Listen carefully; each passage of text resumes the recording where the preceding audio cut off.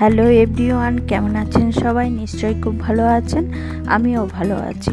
শুরু করা যাক আজকের ব্লগ।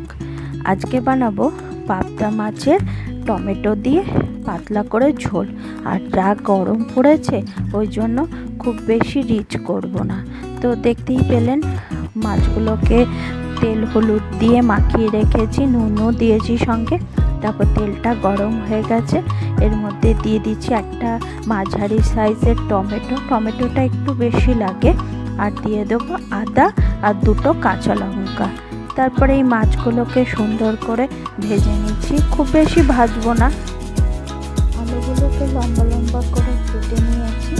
এরপর এই আলুগুলোকে দিয়ে একটু হালকা করে ভাজবো। তার আগে একটু রসুনটা কুচিয়েও নিয়েছি, রসুনটা ভেজো করে দেবো।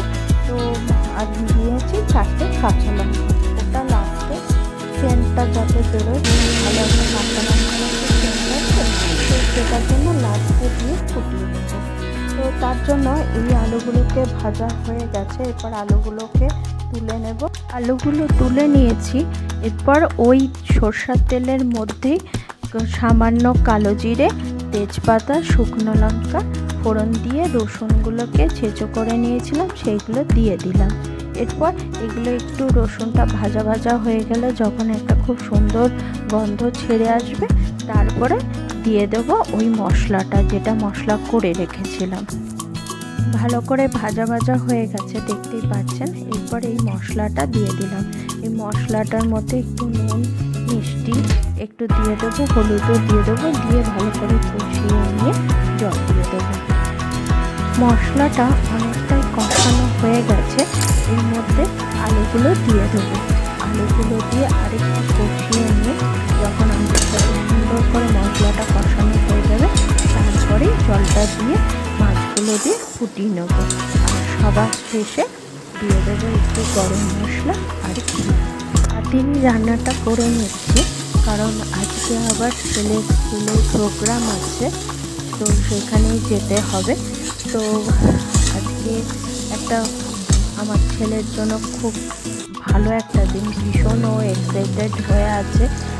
স্টেজ পারফর্ম করবে, বন্ধুদের সাথে জয়েন্টলি করবে। তো ও একদিকে নার্ভাসও প্রচণ্ড, আবার ভীষণ এক্সাইটেড হয়ে আছে যে স্টেজ পারফর্মটা কীরকম হবে।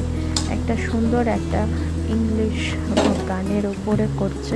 তো আপনারা তো জানেনই কপিরাইটের একটা সমস্যা থাকে, তো সেই জন্য গানটা কেটে দিচ্ছি, আমি দিতে পারলাম না।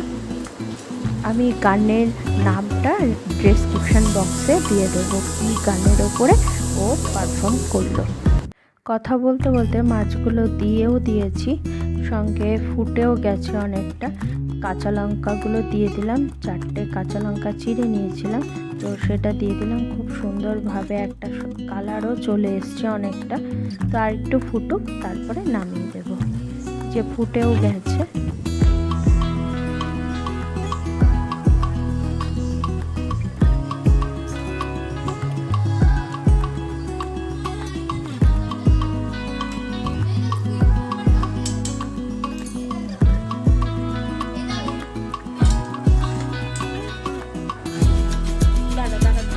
ঘিও দিয়ে দিলাম, আর একটু গরম মশলা দিয়ে একটু ঢাকা চাপা দিয়ে দেবো, দিয়ে খানিকক্ষণ রেখে দিয়ে তারপর খেতে দিয়ে দেবো।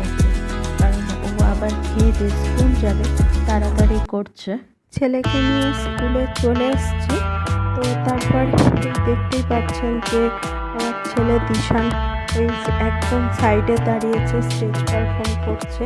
তো বারবারই খালি বন্ধুদের দিকে তাকাচ্ছে, আর যাবার আগে শুধু একটা কথাই বারবার বলছিল যে মা ওদের সাথে তাল মিলিয়ে করতে পারবে তো, মিলবে তো।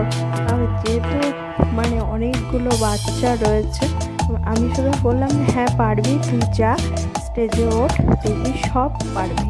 তো এই বলে পাঠালাম। তো দেখলাম যে প্রত্যেকটা বাচ্চা এত সুন্দর করে করলো যে মানে চোখটা জুড়িয়ে গেল। সত্যি মানে দেখার মতো ছিল এই স্টেজ পারফর্মটা। আপনারা ওদের আশীর্বাদ করুন, প্রত্যেকটা বাচ্চা যেন মানুষের মতো মানুষ হয়।